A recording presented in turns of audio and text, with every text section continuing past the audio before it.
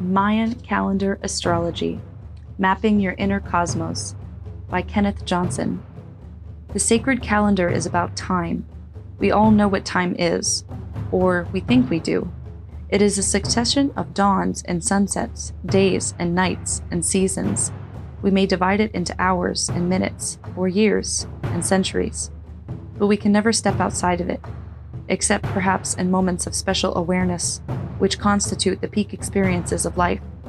Time is one of the essential words. Life itself is subject to the regiments of time. Not just human and animal life, but the life of planets and galaxies as well. Time is an inescapable fact of existence. Our personal quantum biologic field will wind down in time, and time will overcome us in the end.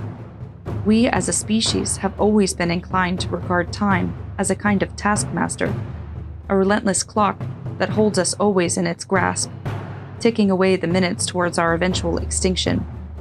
Time is the linear reality that gives shape and pattern to our lives, defining our mortality.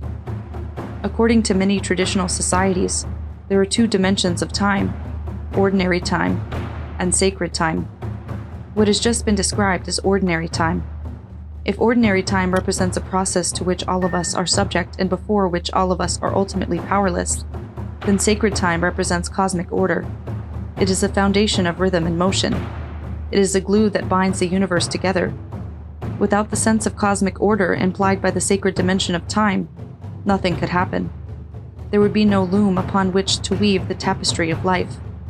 In many ancient mythologies, the gods do their work of universal creation in a world where time does not yet exist.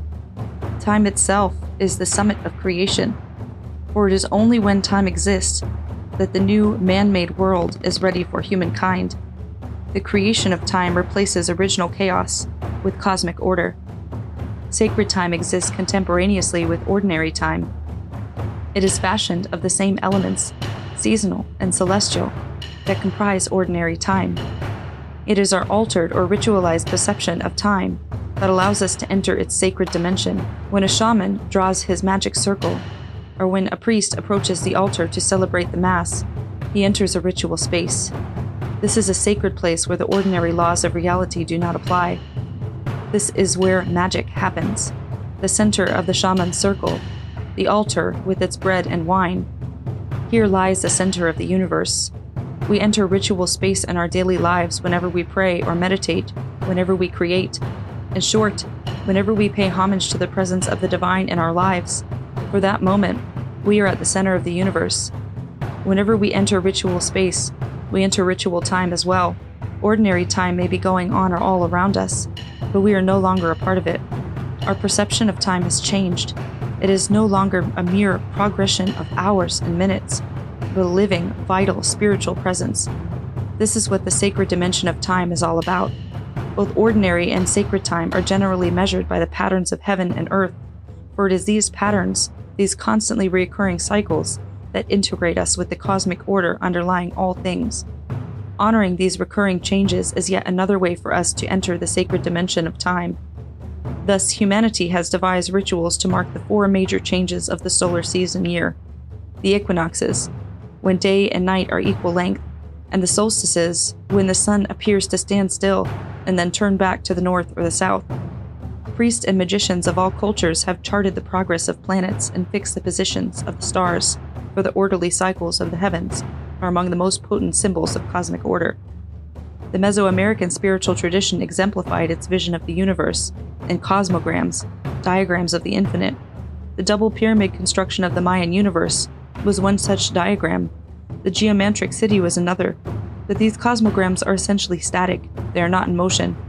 The Maya believed that the universe, both human and cosmic, was constantly evolving through different worlds or suns, different epochs of cosmic time. They believed that every moment in time was in a state of flux, a shifting tapestry of energies that manifested in earthquakes and volcanoes, in the wars of gods and men, and the transformations of the human heart and spirit. Hence, the theme of metamorphosis is central to all Mesoamerican mythology. In one story, a deformed and rejected god is transformed into the glorious sun of the New World epoch. In another, the god king Quetzalcoatl is transformed into the planet Venus. The world is constantly evolving. Human beings must constantly struggle for the sense of universal order and harmony, even as they strive towards their own evolution. To pluck order out of chaos, we must understand the ebb and flow of energy and time, the vast transformations and metamorphoses that make up life on Earth. Yet how shall we find the sense of order in this shifting, relentless world of volcanic passions, both human and terrestrial? How shall we sense both the order and the chaos intertwined in one vast scheme? For this, the people of ancient Mesoamerica needed a cosmogram that was fluid rather than static, a cosmogram that moved in time, capable of embodying the flux and reflux of life. This was the sacred calendar.